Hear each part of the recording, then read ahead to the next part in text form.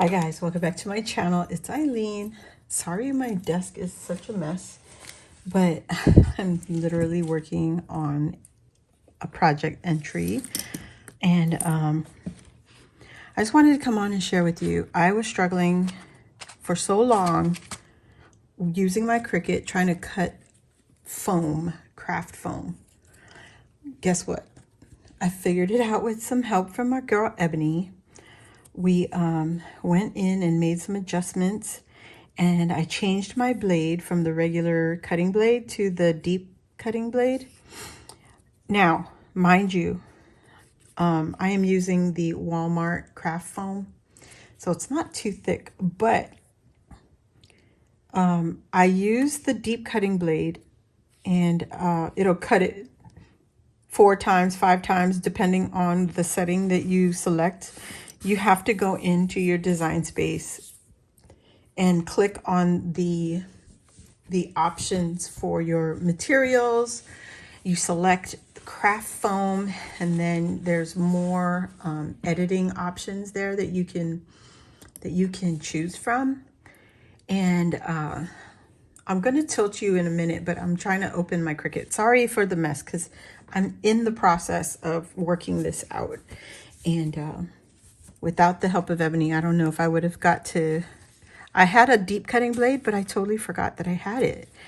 And all the time I was cutting foam, the craft foam, I was only using my regular cutting blade. And it makes a difference, guys. Okay, so let me open my project so I can go into the settings. I'm just giving it a minute so that the computer can open up. It's telling me I got way too much stuff, so I've got to clean this up here. All right, so I'm going to open this up, and let's move these over to the middle so we could see. All right, I'm going to tilt my phone. All right, so here we go. When you get your design pieces all situated, this is how I did my I created a shaker basically out of a Mickey design head, like one of these right here. Now, I got this image off of Google, and I uploaded it and edited it and everything. So if you were here in person with me, you will be able to see some of the ridges. Oh, my computer is so slow. I'm so sorry, guys. Anyway, so you basically you select your image, right? And then you come up here to the top, up here where it says offset, and create your offset. And I'm not going to change it. It's at 0.25. I'm not going to change it because I want a thick border. So I hit apply, and you see this gray area right here. Let me see if I can. So the dark gray area around the Mickey head, that is what I want to create as a shaker, the outline, the perimeter. So I want it thick. Okay, so I just left it 0.25 or whatever it was that I said. Select the black image and the gray image at the same time. And we want to come down here where it says slice, and we want to slice that. Okay, so it sliced the image for me. Excuse me. Now I'm going to remove the original image, and then I'm going to select that inner cutout, and I'm going to go ahead and delete it because I don't need it. So this is the piece that I'm going to cut out of the foam so that I can create my shaker wall. And now I remembered when I was doing this, I forgot to make a base. So I'm going to go ahead, select it again, select the original image, and create that offset one more time. And it'll be the same because we didn't touch the numbers, and just hit apply. So now I'm going to move my original image out of the way. Now I have the background for my my shaker, right? You need it as a background. I'm going to just use color here. So I need it for my background, and then I also need it for my acetate, because I use my Cricut to cut the acetate. So there is the two vital pieces that I need, right? This can be used as the background, and you can also use it for the acetate. And this one I use for my shaker. So even though I cut it out of the craft foam, like this right here, you can see how thin this is, right? So I'm gonna go ahead and delete these. Oops, delete these. And I'm going to hide my original image and just go up here again. And here are my two heads, right? My design pieces. And I'm gonna hit make. Okay, now I hit make. And now over here, I'll move this over a little more so you can see. My mat, of course, because I'm in beta, it always wants to resort to the largest cutting mat. I just switched that up to 12 by 12 to all of these mats. Okay, 12 by 12. This one, 12 by 12. All right. Just so we have all of them in a uniform cutting mat. Okay. So the very first one, now remember this one we said I could use as my background for my shaker and also for my acetate. And then this one is the border to keep our shaker bits in, right? So instead of multiplying this in Design Space, I'm multiplying it here like we've done before. And I'm just gonna go here and hit the up arrow and increase the number of pieces I wanna cut out. And I'll just hit apply. And it'll automatically give all the elements 4 times a piece. Okay, so here we go. We have 4 here, and we have 4 here for the Minnie Mouse head. And then this is also the Minnie Mouse background and acetate. So you use this also for the acetate and the background. So here, the first thing I would do is cut out my foam. So in this section, you can go to continue, which is on the bottom right-hand corner, right down there. Just hit continue.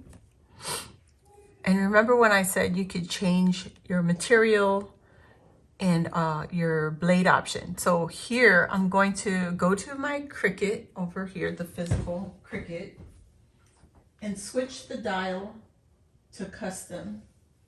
So I switched the dial to custom, and you see the screen had changed. So here now are the materials that I usually work with. And here is the craft foam. If you select craft foam, it has a default blade pressure. I select more, and I like to click remember this material setting. I don't know why it didn't do it, but I've done that before. And then I go to edit tools, and I click on the deep point blade right here, right? And it even recommends it. So I switch that out on my Cricut, and I'll hit apply. I'm not really doing it right now, but I'm just going through the motions. Go to, wait, where was that? Go back up here to custom material setting where we selected craft foam. Now you can select edit tools and material. So right there. Oh, wait a minute. Wait. Why does it look different again? Oh, browse all materials. I'm sorry. So right up here. Ooh. Like the glare on my screen. I hope it's not recording like that. Anyway, up here where it says browse, now it lists all the materials that you could cut with your Cricut, right? And you can see I selected my commonly used materials. And I just scroll until I find my craft foam. Well, where did it go? I even have my sticker paper in there. Oh, right here. So it's already selected, craft foam, and then I'll go to material settings. It's at the very bottom, right down here. Okay, you can see the mouse. So you select that. Again, you can edit how much cut pressure, multi-cuts, how many times you want it to cut, your blade type, like you could change it out. And you can edit that option, right? So we're gonna find our craft foam right here. This is my craft foam. I switched the pressure to 350. So I'm gonna edit this. Yeah, it's at the max. And I have it cutting it 4 times. And then I have the deep point blade set there, okay? And then we want to save that. And that should be the automatic default setting that you create. That is how we change our pressure blade, or blade pressure, blade pressure, and how many times you want it to cut. So I think 4 times is pretty good. And then you can go, actually you could change it to 5 even, but I'm not gonna do that. You can also add new material, like if you have a new kind of material you've never cut on here before, or even find on this list of options, you could do it there, okay? So I'm gonna click on done, and then, where did it go? Craft foam, default, more pressure. Don't have to do that. I'm just over applying it. Then you go over to Cricut and you press the little arrow button, and that is how you feed your mat in, and it will load your mat. I mean, I'm sure you all know. And then you hit the little C button. I do not choose the fast cut. I just let it go at normal cut speed. And then I just wait. It'll go through each circle, each Mickey head to cut 4 times. I'm gonna cancel out of here. And so when it's done, you'll get your craft foam off the cutting mat. I suggest you use some strong tape and use your heavy cutting mat. What is it called? The strong cutting mat that holds it, like stronghold. Oh my gosh, I cannot speak. But anyway, it will come out, but you will have to kind of tear the very last connection off of it. I've tried this so many times with Ebony, and it does pop out. It pops out pretty well. So yeah, if you wanted to make shakers that are bigger than what your dies are allowing, this is how you could do it. And you just use, you know, multiple layers. So for this shaker, I added 3 layers of the foam that we just cut out. And this is the shaker. Look at that. It's a good 1/2 inch. No, not 1/2 inch, 1/4 inch. Whoops, centimeter. Yeah, it's about 1/4 of an inch. So yeah, it's a good amount. And I put my ruler away too soon. This is about 4 inches, maybe 4.5, almost. Girl, I'm holding it like you can see it. So there, about 4, yeah, 4.5, pretty much.